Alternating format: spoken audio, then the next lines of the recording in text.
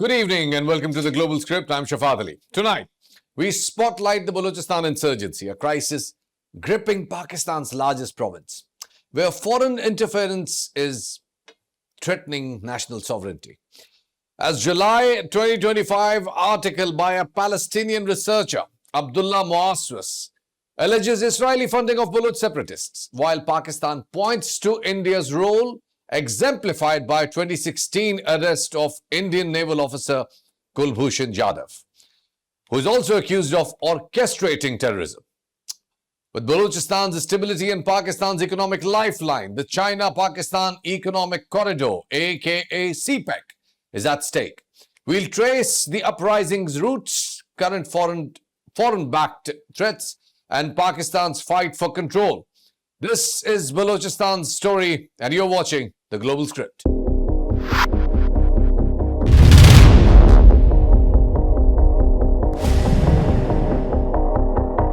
Balochistan, spanning 44% of Pakistan's land, but home to just 6% of its 240 million people.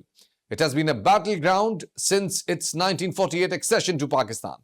Pakistan alleges foreign hands, most importantly India, and Pakistan alleges and Pakistan's claim reached its climax in 2016 after the arrest of Kulbhushan Yadav, an Indian serving naval officer caught in Balochistan, who exposed RAW's alleged role in funding groups like Baloch Liberation Army to sabotage Pakistan's stability.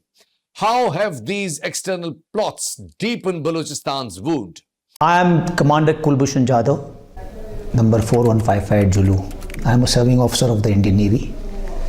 I am from the cadre of engineering department in the Indian Navy, and my cover name was Hussain Mubarak Patel, which I had taken for doing some intelligence gathering for the Indian agencies. I am still a serving officer in the Indian Navy and will be due for retirement by 2022 as a commissioned officer of the Indian Navy. After having completed 14 years of service by 2002, I commenced intelligence operations in 2003 and established a small business in Chabar in Iran. As I was able to achieve undetected existence and visits to Karachi in 2003 and 2004, and having done some basic assignments within India for RAW, I was picked up by RAW in 2013 end. Ever since, I have been directing various activities in Balochistan and Karachi at the behest of RAW and deteriorating law and order situation in Karachi. As of July 2025, Pakistan faces an intensified Baloch insurgency, with foreign powers allegedly pulling its strings.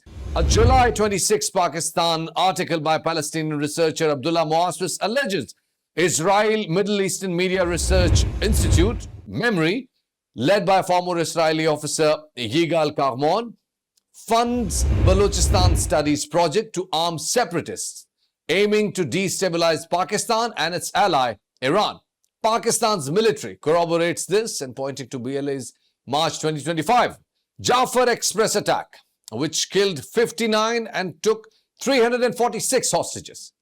Pakistan's evidence centers again on Kulbhushan Yadav, who was arrested in 2016, who confessed that RAW orchestrated operation to disrupt the $62 billion CPEC. In 2023, BNA commander Sarfaraz Bangalzai claimed that India has been funding for a 2022 helicopter attack. Pakistan raised Yadav case in UN General Assembly in 2016 and 2023, and also in ICJ in 2019, which granted consular access but upheld Pakistan's claim. In May 2025, BLA attacks in Quetta and Kach killed 15 soldiers, with Pakistan alleging that Indian and Israelis are supporting it. With attacks happening almost on daily basis on security forces in Pakistan by the insurgent groups, how can Pakistan counter this foreign-backed assault on its sovereignty? Well, Pakistan's battle to secure Balochistan faces mounting external and internal pressures. Balochistan has many insurgent groups, and biggest of all is the BLA. With almost 2,500 fighters, it exploits local grievances. But in June 2025, Pakistan appealed to UN Security Council and also cited Moassa's report on Israeli memory project, which links Yadav's confessions and also links BLA with the international hands supporting it. In May 2025, Khuzdar school bus bombing was the biggest evidence of it. The Permanent Court of Arbitration in July reaffirmed its role in probing India's violation despite India's objections. Now, Pakistan plans to bolster CPEC security with 10,000 additional troops by 2026 that will protect this $10 billion annual trade. But Baloch leaders, so-called Baloch leaders with people like Mir Yar Baloch, openly called for an independent state and backed India's Pakistan-occupied Kashmir stance. And that happened just recently in May 2025. Now, the question here is that how will Pakistan safeguard its territorial integrity and economic future? Well, joining me now is a research scholar and a defense analyst, and you might have heard him a lot after the 24th April episode, which went on here. The guy went pretty viral. Ladies and gentlemen, I'm joined by Ahmed Al Hassan Al Arabi. Thank you so much for your time, Ahmed Hassan. My first question about this regional conflict situation, ever since this article by Abdullah Al Muaswas has come out, it has been accusing memory that Israel has been funding these Baloch separatist movements to create destabilization in Pakistan and Iran. What do you think that Pakistan can do right now diplomatically to counter this narrative? Thank you very much for the opportunity. In order to talk about Balochistan and whatever that is happening in the contemporary world, whatever that is happening with regards to India sponsoring terrorism inside Balochistan, and this recent development by the Al Jazeera article that you're talking about, which basically is saying that Israel is also trying to destabilize Balochistan for their own geopolitical gains. In order to talk about it, we have to have a very basic understanding of what Balochistan is historically in order to understand what is happening today. Balochistan is perhaps the most important region in South Asia geographically. And historically speaking, it has always been called as it has always been mentioned in the historical data as the gateway to South Asia. Balochistan is full of resources. It has gas, it has oil, it has gold. But this is one aspect of the story. The real importance of Balochistan is its geographical importance, geostrategic importance, and its importance, the impact that it has historically created when two major superpowers are contesting for domination, the global domination and the regional domination. For example, interestingly, for every superpower to become a global superpower, they have very, keen interest in locating the region that are sensitive to global trade routes and sensitive to global resources. This basically has always been the war between the two superpowers. So Balochistan... So before you go on to... Hold on. Before you go on to the superpowers, I just want to add something. Then you can continue with your argument that the first Arab armies which landed on India, they first landed on the shores of Makran. They took the ocean route, and that happened right after, like 2 years after the death of the Prophet. The first armies which landed on the shores of Makran. When the Britons wanted to invade Afghanistan, when they were thinking of their Afghanistan plan, they did not take the conventional route, which was the Khyber Pass. They tried to create the Quetta Presidency and tried to take the Balochistan route. So yes, you're right. Whenever there are superpowers who are trying to interfere with the others, they take the Balochistan route, and it is the most important region in the whole region. Absolutely agree. Please move forward. Yes, and Balochistan, Shafat, sits at a very, very unique position. It has one of the deepest seaports in the region, the Gawada seaport. India has like 12 or 13 major seaports. The Mundra seaport is the biggest seaport that they have, and it has the capacity of almost 338 million tons per year, while Gwadar port alone has almost 400 million tons capacity, and we are hoping to achieve it in very near future. So after Gwadar Port, the province that is adjacent to Balochistan is Sistan Balochistan, the Iranian province, and it has Chabahar Port, and there starts the Bay of Oman, and then the Persian Gulf, and these sea routes connects the Arabian Sea to the entire Muslim world and the Middle East, which is the cradle of civilization. All the great wars, all the big wars were fought in Middle East, and controlling Middle East means controlling the world. You can read Brzezinski's book, The Grand Chessboard, in which he emphasizes on the importance of Middle East and becoming a superpower for United States of America. And Condoleezza Rice, America's national security advisor, has written about it in detail. So for the superpowers, Balochistan is of pinnacle importance. For example, if you go back a century ago, the superpower contestation was going on between the British Empire and the Russian Empire. The Britishers were ruling the Indian subcontinent at that time. And during that era, Balochistan was the playground for these superpowers. And then eventually Balochistan became the buffer zone. After that, we jump onto the Cold War era, when the Soviet Union and the Americans were fighting again. This particular region of Balochistan was where it was critically important for both the superpowers. Then after 2001, when America invaded Afghanistan, Balochistan again became the center of attention. And now the contest that is going on between America and China, Balochistan is again, it's the playground for these superpowers. So there is this understanding historically within the world powers that whoever controls Balochistan controls this region, controls this region. And controlling this region is important to control the world. And now when the world is entering, the unipolarity of the world is breathing its last, and the world is moving fast towards the multipolar domain. Balochistan is part and parcel of, by design, by nature, Balochistan is part of Pakistan. In fact, Balochistan is 44% of Pakistan. Now, this is something that the enemies of Pakistan cannot absorb, cannot digest. And this is the reason why Balochistan is being targeted by the Indians and now by the Israelis. They want a destabilized Balochistan, because destabilized Balochistan means destabilized Pakistan. And if somehow they are able to control Balochistan, they think that they can control this region. Absolutely agreed. But my question was, what can Pakistan do to counter Israeli interference in Pakistan and Pakistani Balochistan?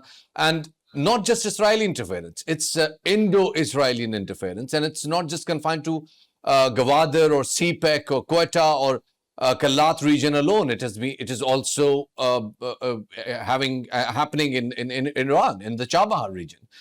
In Iran, graciously allowed Indian interference and Indian engineers to develop its Chabahar port.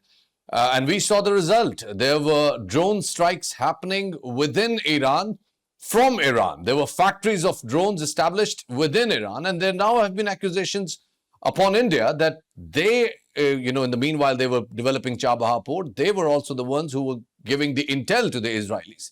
The same is the case with Pakistan. We have Kulbhushan Yadav already arrested. There have been multiple undeniable evidences of Indian involvement. The Baloch leaders, so-called Baloch leaders, who are actually the separatists and insurgents over here, they have been crying out loud for the Indian support. And not just from today. They have been doing it ever since the Khan of Kalat announced the accession towards Pakistan. Don't you think that there are similarities in there? And also, what options, diplomatic options, like the Pakistan raised the concern in UN, what diplomatic options does Pakistan have right now? See, when we are talking about Balochistan, Balochistan is the most sensitive region inside Pakistan. And you talked about Chabahar Port and Kulbhushan Yadav, who was the world highest ranking serving a naval officer who was caught spying. He was an Indian, and when he was caught inside Balochistan, he said that I was doing a business at Chabahar Port, and India Sport Global, which has been linked with Adani, was basically providing the real-time intelligence to the Israelis when they carried out this recent attacks on Iran last month. So the thing is that the enemies, which, I mean, you can talk about India, you can talk about Israel, they're getting together. They are sharing intel, they are sharing diplomatic avenues, they are sharing weapons, they are sharing arms and industries. And now, this particular age in which we are breathing or existing, this is the age of real power. This is the age of hard power. You have been, we Pakistanis have been asking Indians for the past 20 years to come and have discussions and have diplomatic relations and have diplomatic talks about Kashmir, about Indus Water Treaty, and about the terrorism that the Indians are sending in Pakistan, the TTP and BLA. We have been asking them to do that, but they were arrogant and they did not. I mean, they did not agree to sit on the table with Pakistan. But what made them sit on the table? The bashing that they got on 6th and 10th May. So you have to understand that until or unless you don't have the potential to practically bring a threat over a country, you cannot win a diplomatic battle. Now, What are you implying? Ahmed, what are you implying? What are you implying? What should Pakistan do? What, like, when you talk about military solutions, Israel and Pakistan are way too far from each other. Yet Pakistan is complaining, and now the international writers are writing about it, that Israel is interfering in Pakistan. What are you implying? What are we going to do? What can we do about this whole saga? See, for example, in international relations, we say that diplomacy, there is only one reason to go to diplomatic avenues. Diplomacy is there for only one reason, which is to avoid war. Now, when war is not an option, then there is no diplomacy. There has to you have to have a threat of war there in order to have a positive diplomatic dialogue. For example, I gave you the example of India. For example, you talk about Russia. Russians were engaging on Syria diplomatically with all the actors, but they were fighting on ground as well on Syria. So when we talk about diplomacy, a threat is, for example, we talk about whatever that is happening in Gaza. The European countries are saying that we need to stop Israel from attacking Gaza. We need to stop the food genocide that is going on. The Americans, even the American politicians, are saying that we should stop Israel. The British politicians are saying that we should stop Israel. Canadians are saying that we should stop Israel. Every country in the Middle East is saying that food genocide must be stopped in Gaza. But nothing is happening because there is no practical threat of war. I'm not talking about actual war. I'm talking about a threat. A threat has to be there for Israel to stop whatever they are doing in Gaza. So this is the reality of the world in which we are existing. The neoliberal world order is over. It's the neo-realistic world order, and interests are integral in this world order. Israel is threatening us with whatever that is happening in Balochistan. Israel is openly siding with India. Pakistan has to have allies which have the potential to stop Israel, to say the least. And this is the only way. What you're talking right now, it makes absolute sense theoretically. You make absolute sense. You're damn right on spot. But the problem is that we have insurgency here. The BLA is claiming that they control almost 45 different regions, towns and larger cities in Balochistan. They claim that they have a full control over it. Almost on daily basis, we are witnessing attacks happening on Pakistani security forces. And there must be a financial line, there must be a financial channel, there must be a lot of other sources that this whole insurgency is getting fueled with. Do you think that first we need to kill the enemy in the house and then talk about the elephant in the room, which is definitely Indo-Israeli union over the Balochistan issue? See, both of these things, they work in parallel. You have that it goes without saying. When I say that you have to handle Israel, we have to have a clear strategy. We have to have a vision regarding Israel and how to handle Israel. We have to treat Israel the way we are treating India. Israel is a different country. The dynamics are different. The geography is different. Everything is different as compared to India. But we have to have this clear understanding that Israel is the enemy.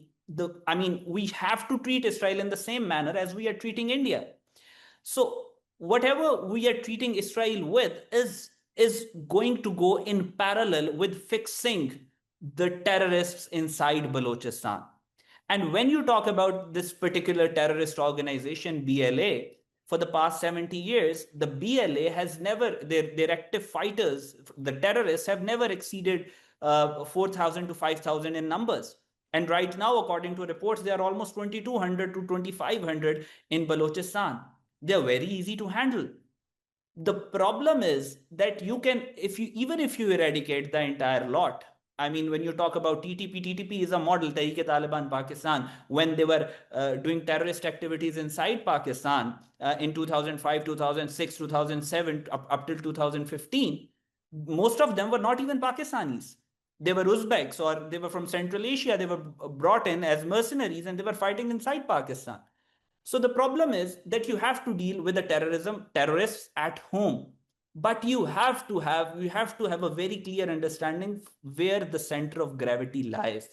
The center of gravity of the terrorism that is going on in Balochistan lies in Delhi and in Tel Aviv. So we have, I'm not talking about that this is what we should do to Israel or this is what we should do to India. What I'm saying is that at least we have to understand and absorb these are our enemies. And we have to think like it. If you eradicate almost these 22... When we think and when we talk about Israeli intentions about Pakistan, that puts Pakistan and Iran in the same group globally. I'm talking about from the diplomatic perspective. Do you think that Pakistan falls in the same group as Iran globally? Or do you think that Pakistan has a barter chip with Israel or a backdoor diplomacy that can work out? No, I think Pakistan is a different country. Pakistan is a different ball game altogether. Pakistan is a declared nuclear power, and it changes everything. And why do you say that? It changes everything. The world has never experienced going to war with any country in the world, any super, let it be India or Israel. They have been at war with a lot of countries, but Israel has never ever, India even has never ever experienced of going into an all-out war with a nuclear armed country. So if you are going to, Pakistan is you cannot compare Pakistan with Iran. Iran is not a declared nuclear power. Pakistan is a declared nuclear power, and it changes everything. This is the reason why Israel has attacked. I just saw a tweet of Benjamin Netanyahu. And it's about expanding Abraham Accords and getting market access towards Asia, whatever the definition he has of Asia, because he also falls in Asia, but he calls himself European. Well, that's his understanding of Asia. But he intends to extend his market towards the rest of Asia and expand Abraham Accords. Where do you think it places Pakistan? See, I think Abraham Accords is a non-starter. And I think two-state solution is also a non-starter. See, the problem that is the situation in Middle East is that the Israelis, they want expansion. They definitely. Ahmed, I want you to corroborate your answer in the Balochistan's perspective. Because if Israel intends to create expansion, it definitely needs an energy corridor. And that comes through the GCC countries, and Balochistan definitely falls as a part of it. It's the closest place to the GCC. It's the closest corridor to all the energy which is flowing from GCC towards Asia, towards the South Asia.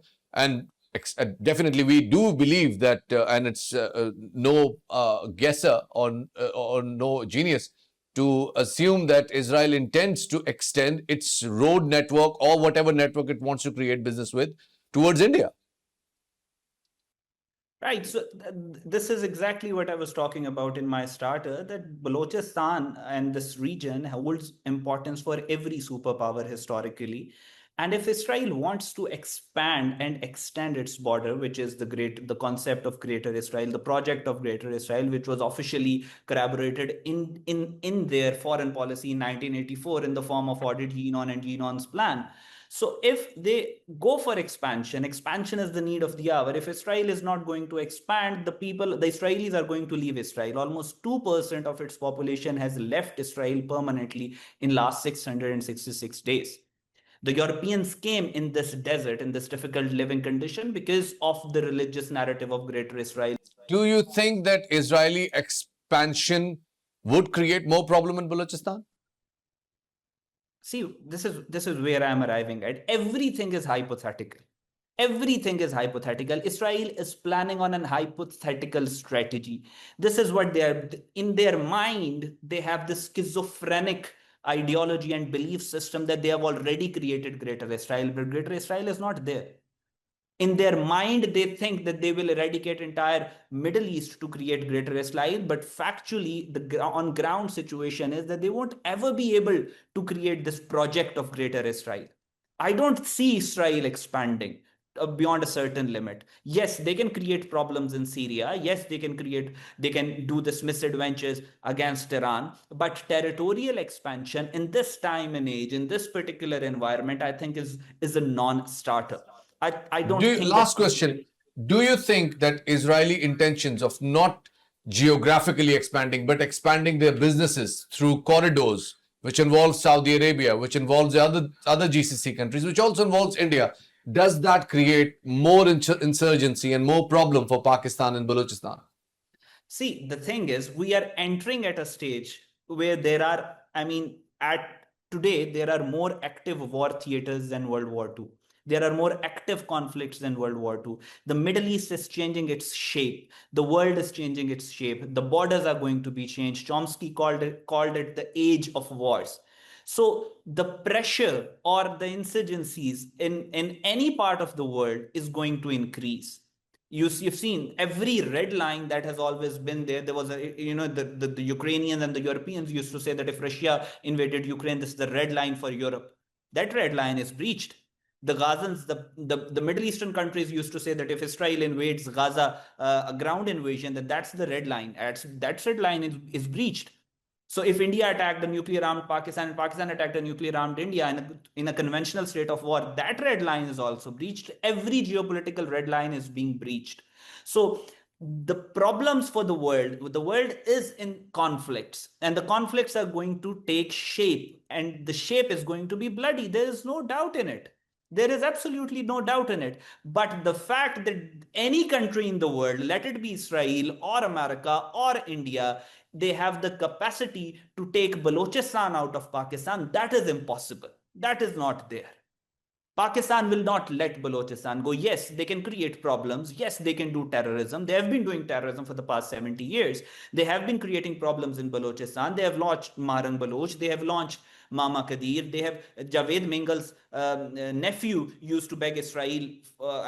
This is almost 8 years old interview. He was begging Israel to support them inside Balochistan. So it's there.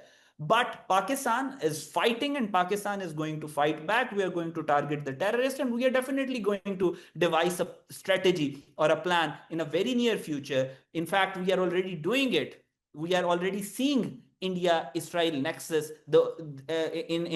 as an existential threat for Pakistan, and we are already devising a policy. So Balochistan, if anybody says that Israel would be able to take Balochistan out of Pakistan, that's not possible. If That's not going to happen. That's not going to happen. Yeah. Thank you so much, Ahmed Al Arabi, for your insightful and thought-provoking input.